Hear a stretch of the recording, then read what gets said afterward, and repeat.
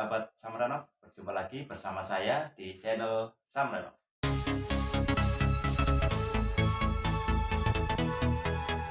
Oke, kawan-kawan Samranov semua, kali ini saya akan menyampaikan tentang beberapa penyebab kenapa tembok di rumah kita ini retak rambut. Biasanya keretakan ini tidak besar ya, tetapi keretakan yang tipis, namun kalau dilihat dari tampilan itu akan sangat mengganggu dan tidak nyaman sekali. Dan jika ini dibiarkan dalam jangka waktu yang lama, ini bisa berakibat merusak kualitas dari dinding maupun tembok itu sendiri. Jadi kita perlu tahu penyebab-penyebabnya ya teman-teman ya, sebelum kita mengalami hal yang tidak kita inginkan. Oke, yang pertama, kenapa tembok kita bisa retak rambut ya? Salah satunya ialah karena kualitas bahan acian ya, proses acian ya. Kualitas bahan acian yang kurang bagus dan komposisi pencampuran bahan acian itu kurang tepat. Nah, ini salah satu penyebab yang paling besar di keretakan tembok karena ini adalah proses finishing. Dan juga jangan lupa proses plesteran juga mempengaruhi ya. Jadi karena plesteran biasanya itu kurang kering, kurang maksimal, langsung dikerjakan proses acian. Bagi teman-teman kadang-kadang ada yang dikerja progres cepat, time schedule-nya mepet, nah itu kadang-kadang mengabaikan proses pengeringan di plesteran. Kadang-kadang 1-2 hari setelah plesteran langsung di aci. Nah, saran saya itu untuk proses acian dilaksanakan itu minimal 3 minggu setelah proses plesteran selesai. Karena dari pengeringan insya Allah sudah maksimal. Terkadang plesteran itu juga ada keretakan-keretakan sedikit. Setelah nanti dia kering itu bisa tertutup dengan acian. Itu fungsinya kita menjaga mutu dan kualitas dari plesteran dan acian itu sendiri. Yang kedua adalah kualitas plesteran. Ya, karena plesteran itu kita harus menjaga kualitas dari campuran untuk spesifikasi plesteran itu sendiri.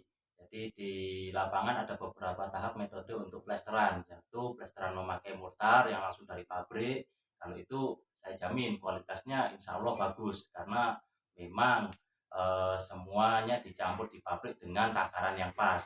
Yang kedua ialah plesteran yang dicampur sendiri di lapangan yang terdiri dari campuran pasir sama semen. Nah, di sini kalau komposisinya kurang pas, terlebih pasirnya pasir sungai yang banyak lumpurnya, dipastikan kualitas dari dinding tembok itu sendiri akan berkurang. Jadi seperti itu teman-teman ya. Jadi kalau mau plester untuk tembok yang kuat, yang kokoh, bagus ya pakai pasir gunung ya, yang pasir yang seperti kalau di Jawa Timur itu pasir Lumajang, pasir hitam gitu ya.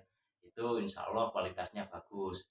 Nah, jadi seperti itu. Yang kedua tadi itu pengeringan. Jangan sampai sebelum kering itu eh, plesteran itu langsung diaci.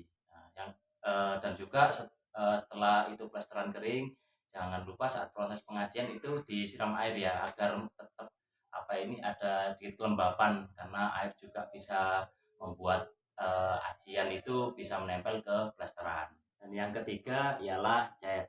Oke, kenapa cat? Cat ialah finishing terakhir dari proses pekerjaan dinding ya, teman-teman. Jadi kalau bisa memilih cat dengan kualitas yang premium, yang tinggi. Kenapa? Karena daya rekatnya cat kepada tembok itu akan semakin bagus.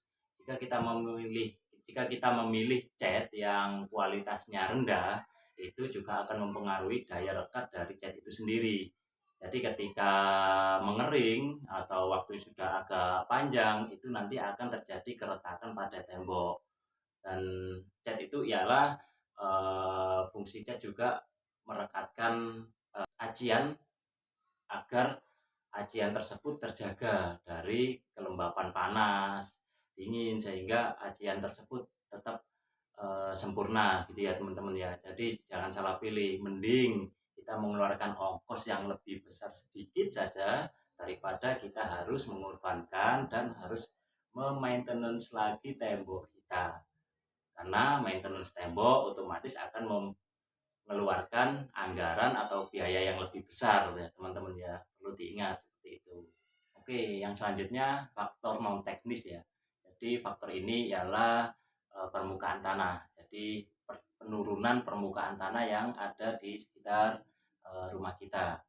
Itulah pentingnya pondasi salah satunya.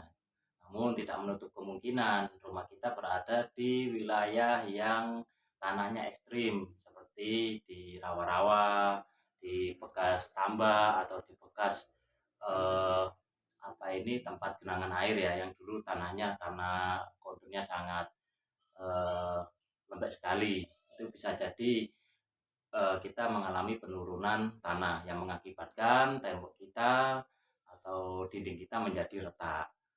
Jadi seperti itu. Jadi saran saya jika teman-teman mau membangun rumahnya di daerah yang dulunya tanahnya ini tanah yang kurang bagus seperti tanah gambut, tanah yang tingkat kepadatannya sangat kurang sekali, ya diharapkan lebih baik pondasinya diperbagus menggunakan pondasi stros maupun pondasi telapak ya. Jadi seperti itu. Memang ongkosnya lebih besar untuk membuat pondasi tersebut, tapi untuk keamanan jangka panjangnya sangat aman sekali. Seperti itu teman-teman.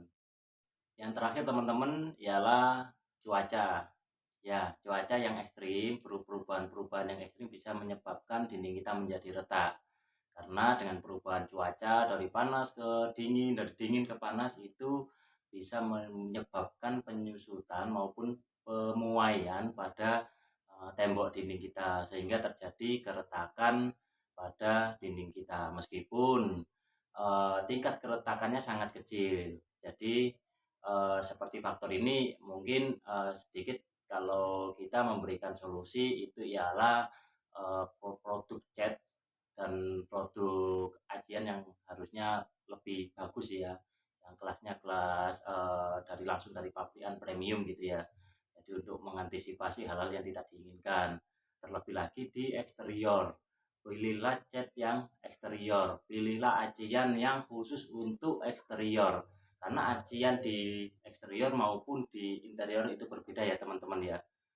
Karena eksterior itu langsung terpapar sinar matahari langsung, ketika hujan pun langsung terkena air hujan, jadi tingkat pemuaian penyusutannya sangat tinggi sekali.